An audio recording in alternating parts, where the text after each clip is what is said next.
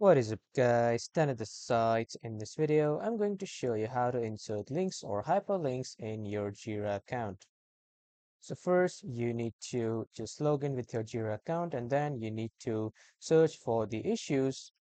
As you can see, I have gone to the all issues section. From here, I will just select one issue, and after selecting the issue, you will open this type of windows or this type of page. So from here, you need to click on add a description.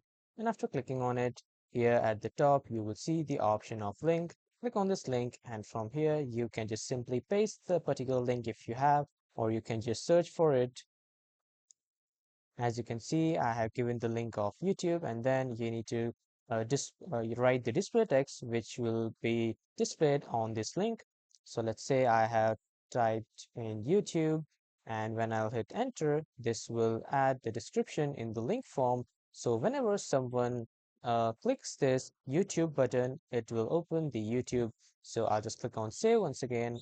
And then as you can see here, this is the YouTube link. And when I click on this, the YouTube will open. So this is how you can add a link or hyperlink in your Jira account. That was all for this video, everyone. Thank you for watching.